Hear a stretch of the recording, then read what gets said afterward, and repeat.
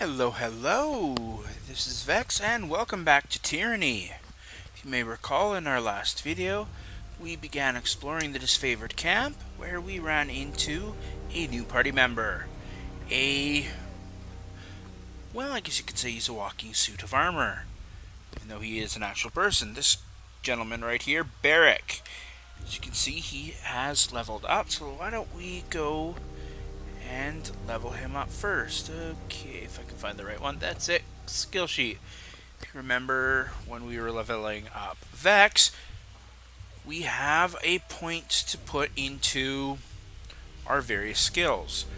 Now Barik, as you can probably guess by his look, is pretty much a tank. Although tanks, which soak up damage if you're unfamiliar, are handled slightly different in Tyranny, but it's still relatively the same. So we got one skill point, or attribute point, sorry, to put into Barik. So why don't we, well, we want him to be able to take some damage, so why don't we put it into his vitality. This will give him plus 20% bonus health. Save, yup. Alright, now, just as I mentioned with Verse, each of our party members only has 2 skill trees. In Barik's case, you have Punisher, which is mostly damage skills, and Sentinel, which is defense, or I guess you could say tanky. So why don't we start by giving him this Clash of Iron, which, as you can read by the flavor text down here, it issues a mocking invitation challenging enemies to attack Barik. Basically, it's a taunt skill if you want to go with MMO type lingo. So we will use it. We only have the 1 point, so save. Yeah, alright.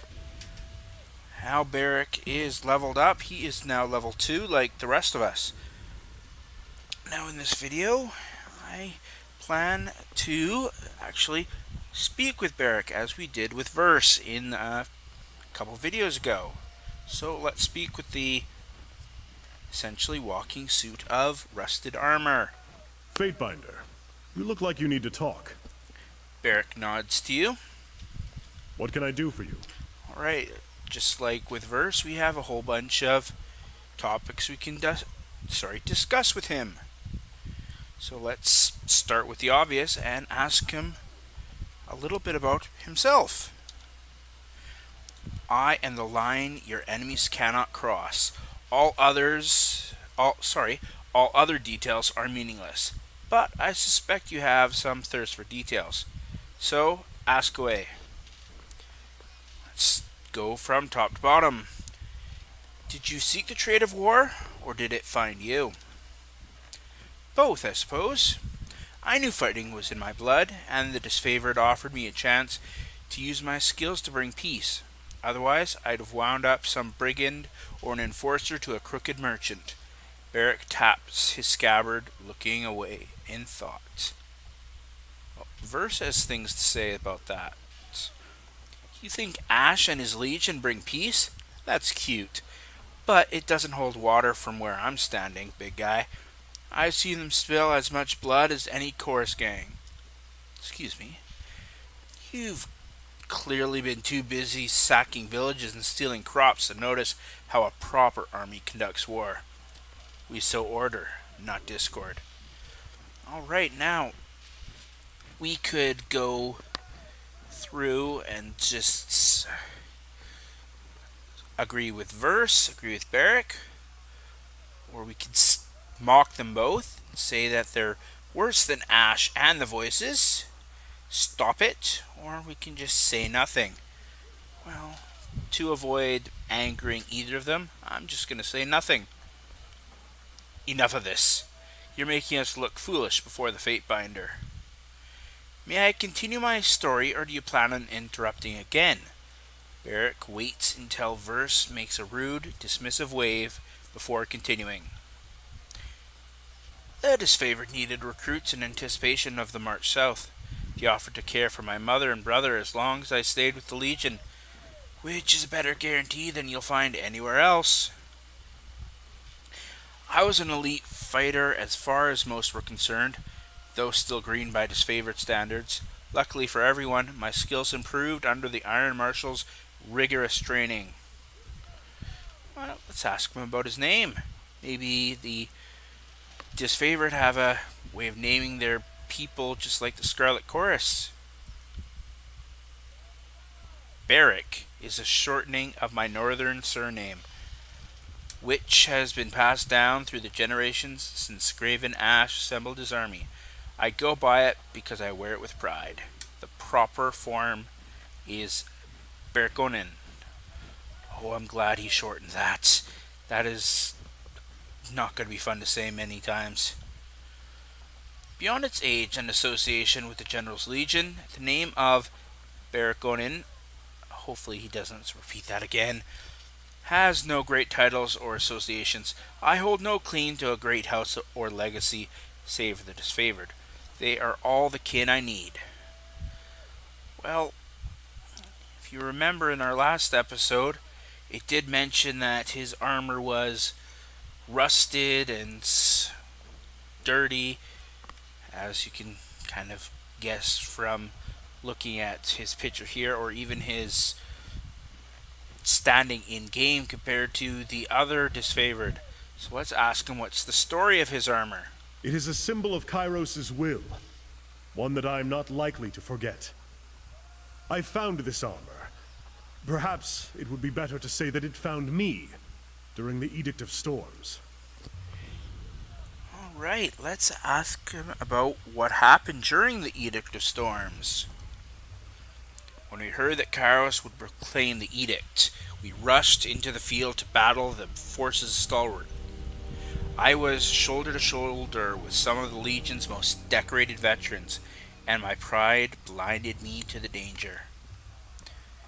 Our march was a hasty one. A cohort of disfavored soldiers vanished in the second year of the war, among them the daughter of Graven Ash. After a long silence, we learned that she was held in the fortress of Sentinel Stand. Oh, Graven Ash's daughter. Well, that would definitely be something to go after for the Legion, or, well, not Legion, but the disfavored. As we surrounded the citadel, I heard the opening peals of thunder, as did the scout I was busy trying to kill. Then the winds hit like an avalanche. Many of us begged Kairos for deliverance. What else could we do? The winds knocked the legs out of our offensive from under us. All the decorated soldiers I brought to the battle were swept up and dashed to pieces, their armor and bodies mixing with the dirt of a tornado that spun in maddening revelations. Oh, he was leading the charge, it sounds like. A piece of the citadel wall broke off and nearly crushed my skull. I only remember a few scattered moments from the storm, like the flying bits of bronze and iron cutting my flesh, the severed limbs of fallen soldiers tumbling through the air. Well, that paints a pretty picture. Eventually I woke up, thinking myself trapped under rubble. When I rose and felt like I was buckling under my own weight, then I realized I was stuck. Right and truly stuck, inside this heap of scrap. Oh, so he's stuck in the armor due to the edict, it sounds like. Well, he mentioned Graven Ash's daughter. What happened to her? She was trapped behind the walls of Sentinel Stand, imprisoned by Kairos' storm as well as the fortress itself. 1,000 soldiers standing shoulder to shoulder could not have endured those winds to rescue her. The Edict of Storms is actually a giant tornado that flows through the lands of Stalwart. Let's ask him, how did Barik survive when everyone else didn't? That is a mystery to me as well. Did Kairos hear my pleas for mercy? Did this heap of scrap metal protect me, imprison me, punish me? He rubs the back of his helmet with his gauntleted hand. Pantomime of a gesture his armor prohibits. I don't have enough fingers or toes to count the possible reasons, so I try not to dwell on them. I can ask him if he's genuinely stuck. Hasn't he tried to take it off? Probably a bit of a stupid question. I mean, if you're stuck in there, why wouldn't you try to take it off? If you also remember when we were pointed to him or introduced, mentioned that he kind of reeked like feces or poop. You probably wouldn't reek of poop in your armor if it could be taken off. But anyway, let's ask him about it. I made attempts in the past. Even had one of the best haulers pull on the helmet. Oh, sorry, the beast haulers pull on the helmet while another pulled on my boots. The men in the phalanx have taken great pleasure in trying to find ways to liberate me. In time, I grew wary of the struggle. Sometimes I feared that removing the armor would be to question Kairos' judgment and risk a more odious curse. Ooh, that would be an interesting way of looking at it. Well, this is rather obvious, but looks like pretty solid protection. That would be an understatement. If only it protected me from foolish questions. Barik regards you in such a way that you can tell he's rolling his eyes. A forlorn sigh escapes his helmet. Well, we can ask him about, do you handle your own repairs? I try to keep the surface oiled to slow the spreading rust, and I bend the plates from time to time, but repairs? Maintenance? No. If you have any ideas of how to better maintain this situation, I'm open to discussing them. Well, we don't know anything about that. Maybe we will in the future. But let's ask him about other questions about himself. As with all disfavored, I assume you grew up in the Northern Empire? That's right. I grew up in Battle's Rest, then trained at Fort Resolution before they marched me out to support the second cohort. I hope to spend my rusting years in Fetton Shores, unless of course I die in glorious battle, which would be preferable. They want to die in battle. Well, don't they sound like a certain race from Star Trek? My mother is good with the soil, my father with rings. He spent much of his time away on one merchant's errand or another. Still, I'm lucky to say they're both alive. Well, let's ask him about other things. As you like. Oh, we can ask him if he's wants to discuss about removing the armor. Why don't we go on to that aspect? He looks at you for a very long time, his expressions as unreadable as ever. Well, he's under a full helmet. It's definitely hard to read expressions when you can't see a face. Though we are encouraged to couple and mate within the Legion, I don't consider you one of my cohorts. I think I'll decline. He's thinking about if we're asking for sex. We're not talking about sex. You weren't? Forgive me. It's been some time since anyone made an advance, and I'm long out of practice, as you can see. He knocks on his iron codpiece with a resounding clang. He just knocked on his crotch. As you can kind of see from this close-up picture of him, he's rather embarrassed. Suffice it to say, my armor and I will not be separated for the time being. When the war is over, perhaps Tunon will lend me one of his forge-bound. Until then, here I remain. My armor saved me from the destruction of Stalwart, where thousands of others lost their lives. So you can see why I continue to wear it. For the time being, we will not be separated. Well, that's definitely a good question with regards to the armor. Are you comfortable in it?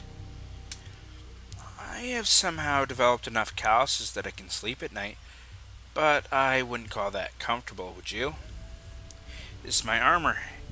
It has everything it needs and more. Purpose, meaning, strength. If it were comfortable, that would only take away from its other qualities. Well, I guess that would be true. Let's ask him if he wants it removed. I, I would not speak of this now, Fatebinder. Please, consider this topic closed. Oh, looks like we have two different choices here. Both are essentially pressing the issue. You could say, perhaps I didn't make myself clear. We are discussing it now. Or, as your commander, I am concerned about the state of your uniform. Let's see what it...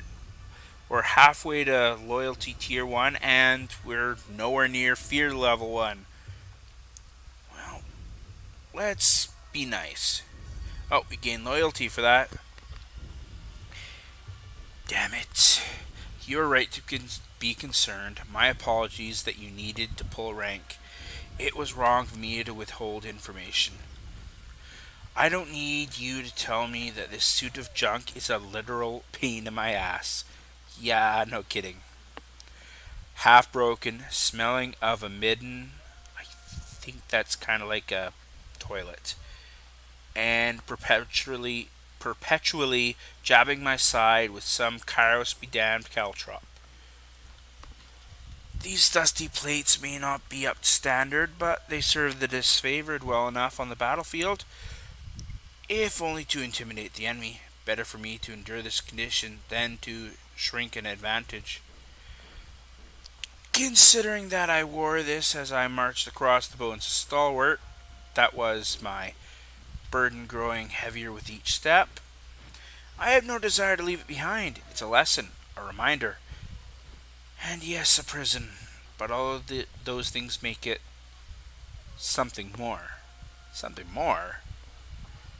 These plates have something of me in them. They are as wicked as a bramble patch, as stubborn as a fortress, and hopelessly flawed. At present, removing my armor is not an option. If that ever changes, I suspect that the tiers will tremble with the impact of a collapsing fortification. What a day that'll be. That's definitely an interesting situation, if I do say so myself. What does Graven Ash think of your predicament, Barik? I suspect that he doesn't, not to besmirch the great general. He has larger matters to consider than a soldier's woes. He shrugs himself. He shrugs. Bleh. His shrugs sends a puff of debris cluttering to the ground. Ugh, okay.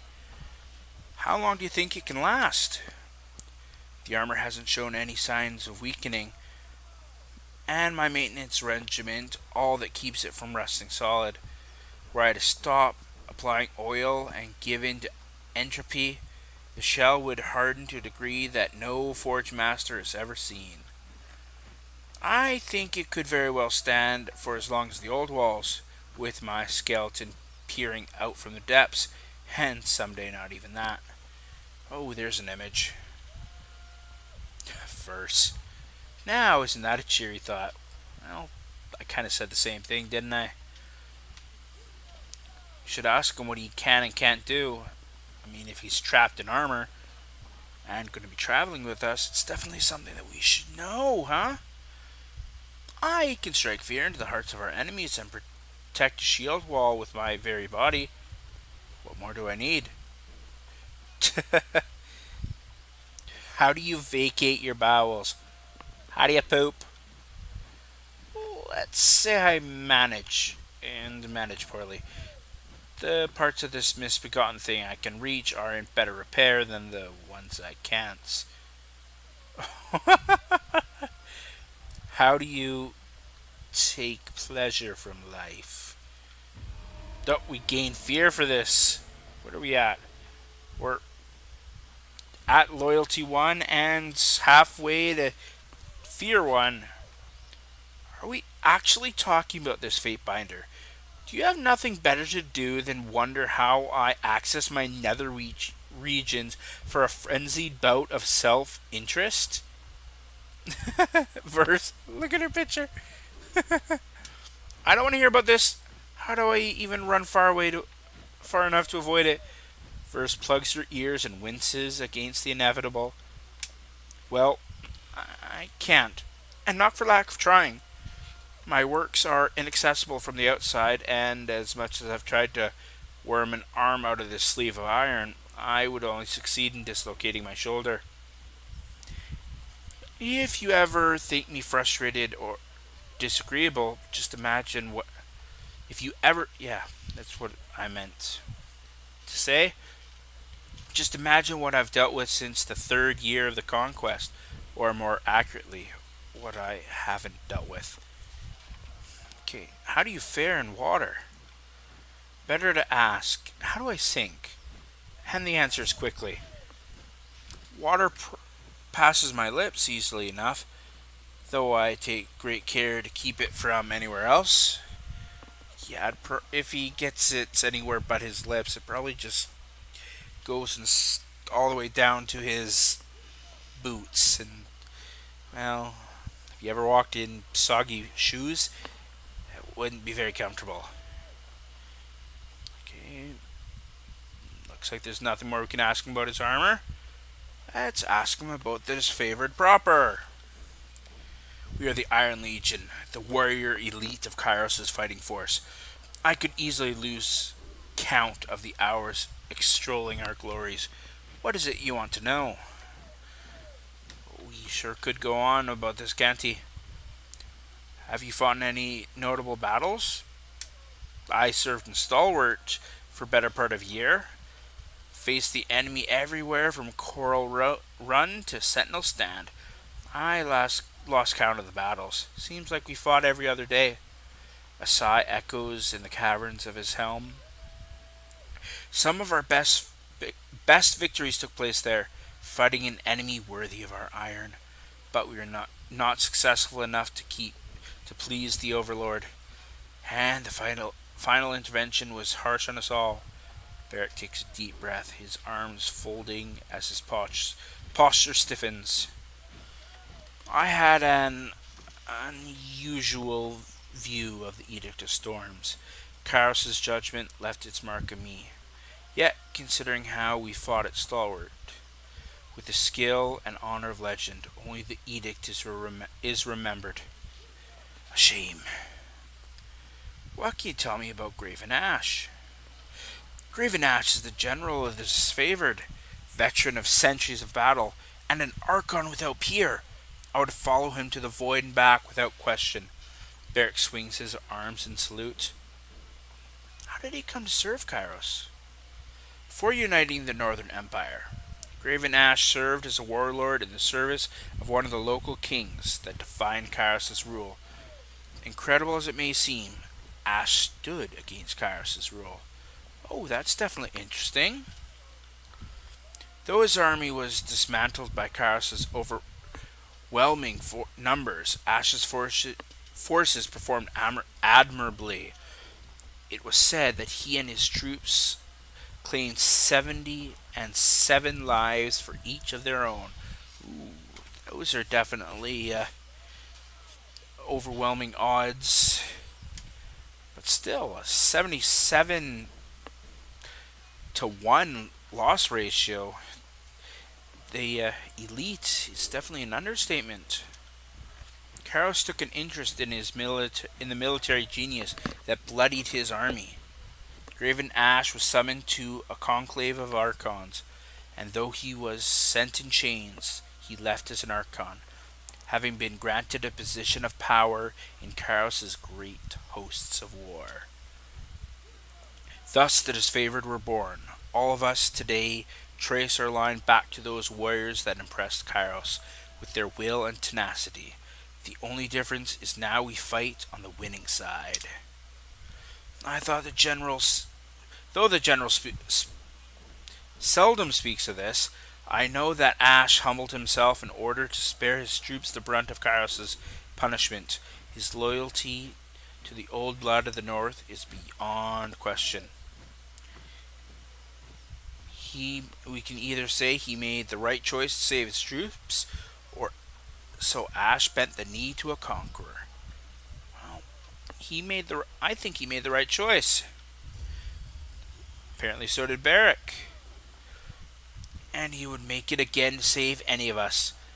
There has never been a more devoted and attentive leader. Barik makes a proud fist and steps to salute with the forceful clatter of pots and pans. What else do you know of his past? I follow him into battle, and I am not his personal scribe. And if I did know more of him, it would not be my place. Barik takes a half step back, folding his arms across his chest. We're not getting any more information there. Okay, as an Archon, what magic does he wield? I think we kind of know this already by the term Graven Ash protects. Ash works his magic through us, his soldiers. When we do battle, Ash seems to know the events even before our runners have given word. Most importantly, though, he protects us. It's a bit tricky to explain unless you've experienced it. I can think of countless times I've been struck by a spear or hit with an axe and even run through with an arrow. And in each of those moments, the pain and injury just cease to be. None of us know how he does it, or how he can sense that we're in danger and intervene from afar. But I suppose that's why he's an Archon. What he does probably wouldn't make sense to someone like me. That could be how Barik survived the Edict of Storms, too. I wonder. Well, let's ask him about how do you feel about Graven Ash? Though I think we kind of already know by what we've already discussed. How do I feel about him? Archon Ash is the bravest, warmest, most compassionate general who has ever lived. He's a living icon of leadership and courage. Barik tilts his head to the side as far as the suit's limited range of motion permits. Yeah, I kind of figure that's what Barik would say. Ash is a soldier, but he doesn't kill for sport. A leader, but he doesn't issue commands to hear himself talk. He demands discipline and sober conduct of his troops, and I applaud such standards. Okay. What can you tell us about your time in the Legion? I joined the Legion 3 years before the conquest of the Tiers. Though handy with a few weapons, my size made me a perfect addition to a phalanx. I've served the Stone Shields ever since. Proud to say I've stood front row, right corner in over a dozen battles. That has been my place ever since the Iron Marshal gave me the assignment. The Bastard City, the Gates of Judgment, Veteran Pass, Ocon's Ring, a quick tour in Bars and Chains, interesting name, and then Stalwart. I spent a long time in Stalwart. Lost a lot of friends there. Yeah, we kind of went over that already, didn't we? What are the other disfavored lieutenants? They're Graven Ash's most trusted officers and warriors from the Iron Guard. Between Ash's arcane powers of command and the cadre of gifted leaders, there is little confusion or chaos in our ranks. Okay, what about the Iron Marshal? She takes upon herself to train and harden our greener recruits. Not only that, she has a keen eye for talent and how to foster it for leadership. She's the youngest member of the Iron Guard. Her family line served the disfavored back before Ash bowed to Kairos. Say what you will of how many seasons she's weathered. Her lineage is impressive beyond measure. Interesting. So she's young, but because her family history has served for so long, she is kind of served on questioning, it sounds like. What of Karn's disciple, Radix? An Earthshaker who swore a service to Karn.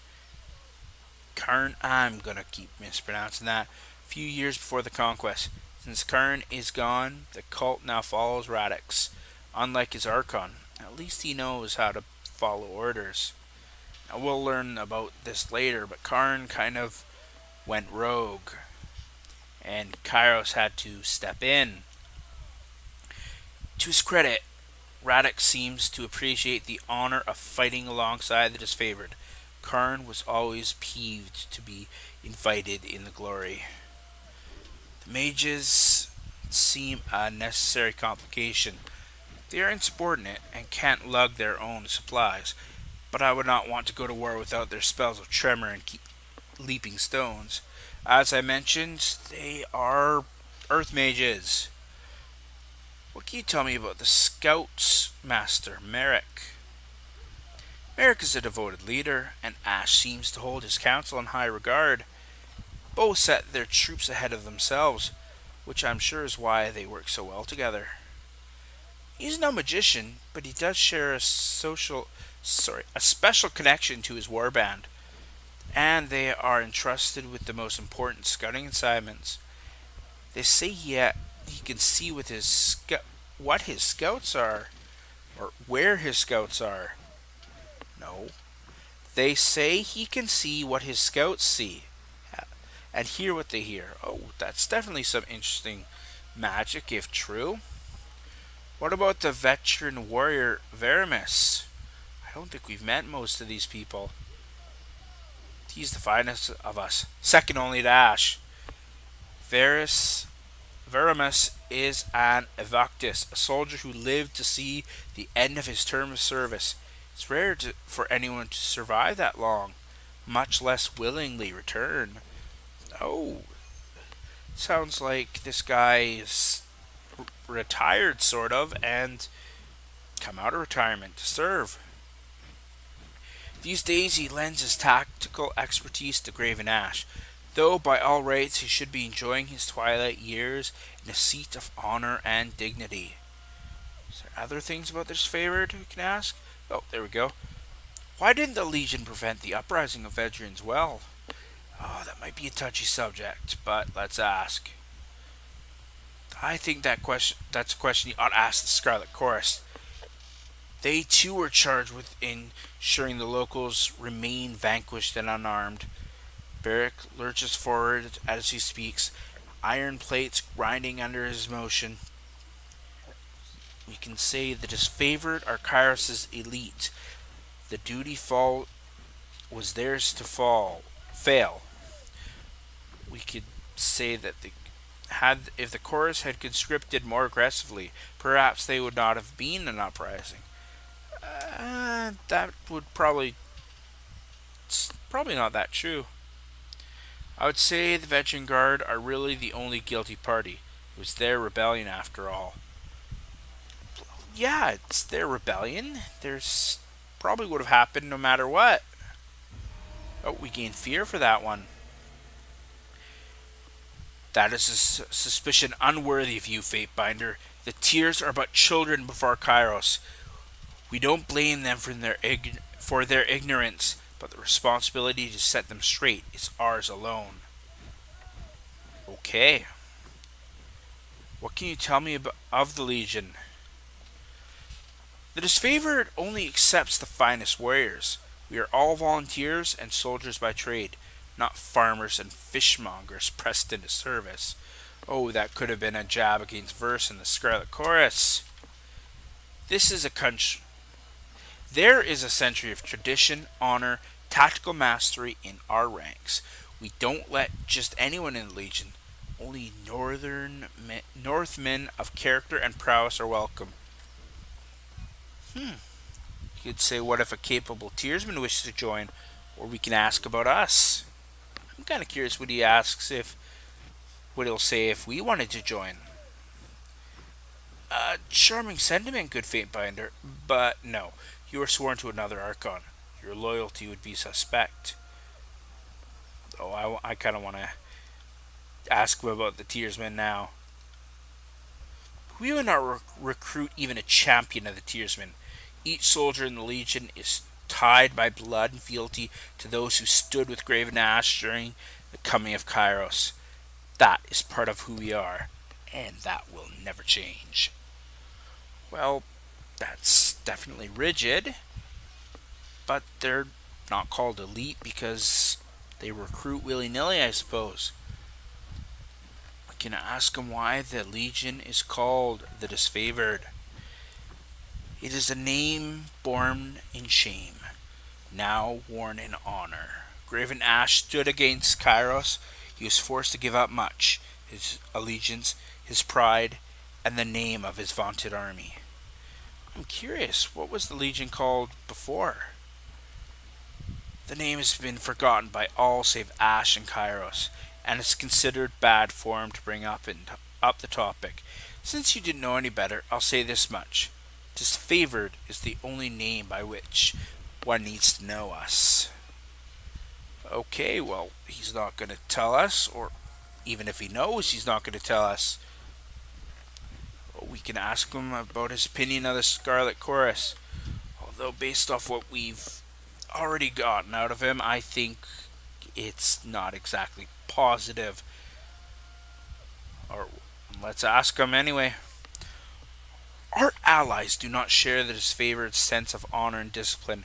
The chorus will trust any criminal, rapist, or half-wit with a truncheon or blade.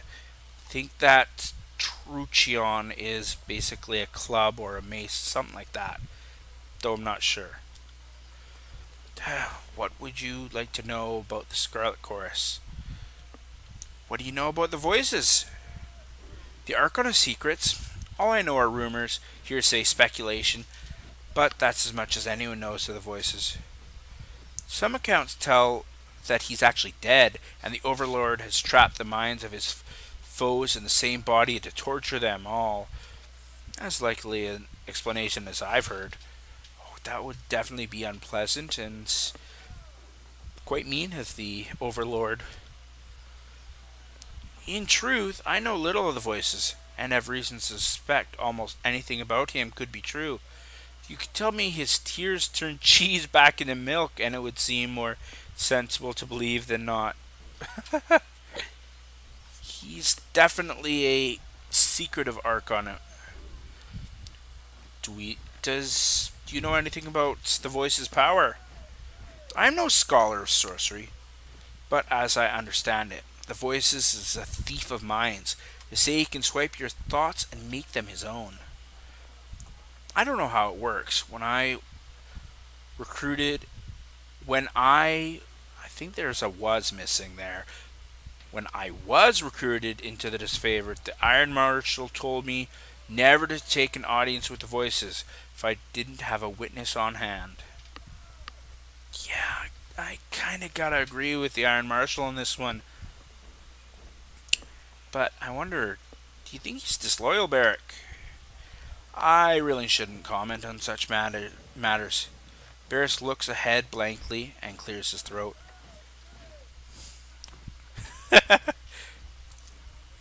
We could say I heard his tears canters cheese in the milk.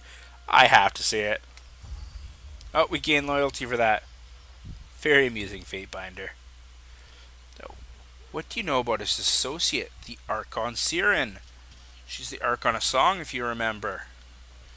Siren is the Archon of Song, and one of the youngest of her rank. She can influence human emotion with her voice alone. The voices may be the conductor of the chorus, but I'd argue Siren is their best weapon. The voices put her talent to good use. He had her singing a song up and down the coast, and the tearsmen defected to the chorus in droves. What can you tell me about the Scarlet Chorus's tactics? Tactics? These are the first I've heard of them. The chorus is more of an irregular mob than a proper army. Still, it's a well-armed mob, and they even have a few proper warriors and magicians in their pitiful excuse for ranks. Oh, he definitely does not like the Scarlet Chorus, does he? What do you know of their warriors? Most chorus rats are untrained peasants handed a knife or a pitchfork. It doesn't take much to qualify you for the front lines. One only needs a beating heart, and even then the chorus would make do. Though it sounds like they'd send cadavers in to fight. Of course not. Everyone in the chorus is an infirm child or sickly old crone. Some ex-soldiers and madmen join, and the fighting elite of the chorus form a clique known as the Scarlet Furies. Oh, Verse is speaking up. Barik is too dismissive by far, But he's right about that. He's right that most recruits are novices pressed into service. Most will not survive the first few battles. Those who live will have experience to lead, and those who fall can easily be replaced. That's one way to run a force, I suppose. What sort of magic does the chorus use? The blood chanters are the mages who follow the voices in the rot. Like the chorus itself, their order is not steeped in tradition and antiquity, rather, built on knowledge stolen from other guilds. Ooh. Their fire magic earns them a place in the battlefield. They also have chants that stir the minds and the heart.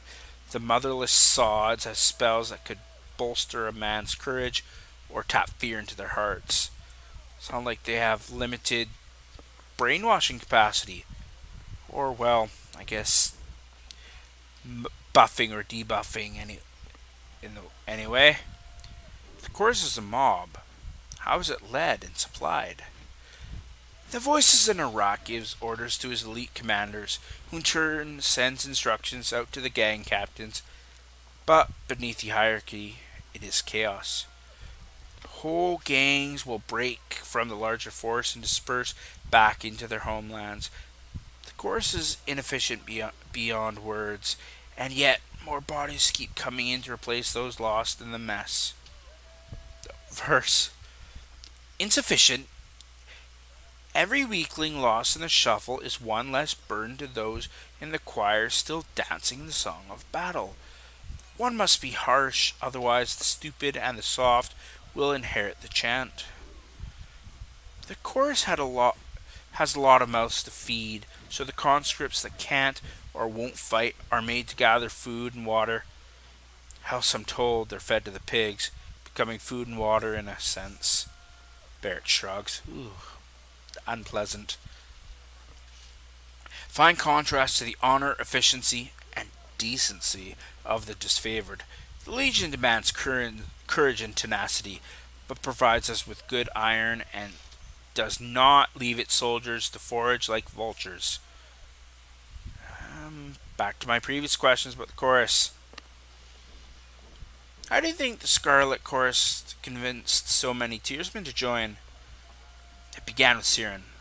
She had a song that got whole villages marching to her will, and once those peasants killed their neighbors or cousins in service of the Voices, it either hardened them into warriors or broke their minds for servitude. Ooh, that's pleasant. Lots of criminals and drifters join the chorus too. Seems like the scum of the tears just need the promise of glory and sanctioned debauchery to turn on their neighbors. Oh, very pleasant. It's not pretty. It's not pretty, and it shouldn't be. The chorus is a forge. And all the dirt of the tears goes in, and the finest bits are refined into weapons. There are many that join the Scarlet Chorus because they wish to join the winning side. It's a shame that such patriots were not born to proper northern stock, too weak or too slight to be disfavored. The Scarlet Chorus is their best freedom from fealty to the younger realms. Okay, yeah. Not everyone has the fortune of gaining Tunon's favor. I think that may have been a slight dig on us. Maybe. Better that the Tearsmen serve Kairos in some capacity than have them rot in mass graves. True. Did its favor turn away all people in the tiers? That seems selective to the point of foolishness. Well, we already got told that. The Tearsman would only be a weak link in this favored shield wall. That would definitely piss Verse off. I think they'd be better to serve Kairos. I mean, he's going to be their overlord shortly anyway. They'd be best served lugging grain for the disfavored. But you're certainly correct. Even the lowest tiersman deserves the chance to serve, even as fodder for the front lines. Oh, that's grim. Good. Let's move on to another matter. Oh, he does not like talking about the Scarlet Chorus. Well, to be fair, Verse didn't like talking about the disfavored. Now let's ask him what he can tell about the tiers. As you can tell, this is going to be a bit of a longer video as getting to know our new companion. Uphill both ways and full of dumb sods. I learned some history in training, and I've been here for a few years, but I'm no expert. What's your assessment of their local forces? There was a time early in the war when I would have feared the Younger Realms working together. Imagine that, he chuckles. Once I saw the modest scope of their defensive, I knew they would be easily outclassed. They couldn't even rally the best to make a competent stand. What do you know about the Vedrian Guard? They used to be the Queen's Royal Army of Vedrian. I guess defeat inclined them to a shorter name. We crushed them back in 429. I'm proud to say I took part in the decisive battle. You know the rest. A year after we thought them conquered, thousands of Vedrian Oathbreakers murdered the garrison and declared themselves free of the Overlord's rule. Which is why we're here. What about the Unbroken? That's an interesting name. The Unbroken Union of Stalwart. May they rot in the disreptitude of their fallen realm. Barik squeezed his gauntlet into a hard fist. Much as it pains me to admit, in all the realms of the tiers, the Unbroken have been the only foe worthy to meet this favored in battle. The Unbroken value tradition, just as we do. Stalwart has never lost a war on their own soil. A reputation they take quite seriously. It is fortunate that Stalwart has poor relations with all of its neighbors. The rest of the tiers will not come to their aid. So, as bravely as they fought, their end was inevitable. What about this Bronze Brotherhood? Mercenaries from the free cities. The chorus needed extra muscle, and you can always mint new rings. It's hard to believe the tiers been turned on each other for mere loops of metal. The Bronze Brotherhood worship the scourges. Yes, the monsters from the old walls. The mercenaries are grown adults who willingly admire a magical abomination.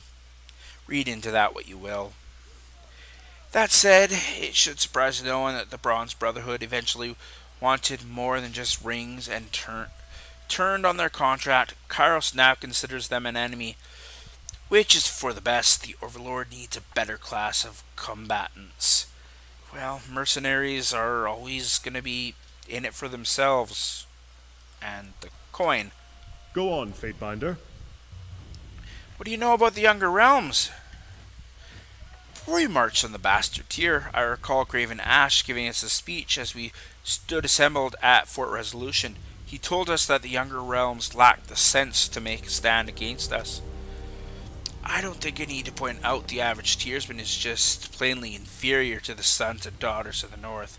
For every one of ours they killed, we must drag a score and a half bleeding to the soil with us.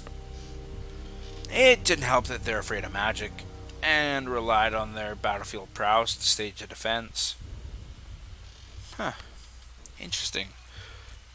Sounds like he's, well, very prejudiced against everyone outside of the North, doesn't it? What does he know about the Beastmen? They drilled us on Beastmen combat for the invasion, but it did little to prepare us. The local savages are lacking brains, hygiene, and the ability to arm themselves, yet the prime hunters of their species are formidable. Aside from being rapacious killers, beastmen make good hunters, laborers, once you've killed the half that won't follow orders. That's not pleasant. Oh, you seem more than a capable fighter. Probably an understatement. I trained with spear and shield in my youth, but gave it up the day I earned disfavored iron. I can still throw with some accuracy, but it's a challenge these days. Yeah, stuck in armor. Makes sense. Why? Were you interested in a sparring session? Oh, we could ask him to show us how Northerner would impale wild boar. I heard rumor that Ash had an unbeatable sword fighting technique. Ooh, I like that one. Oh, because we have loyalty too. Oh, we have loyalty too now? Oh, yeah, we do. You flatter the Legion's reputation, but the Archon does make sure we are competent swordsmen. Observe.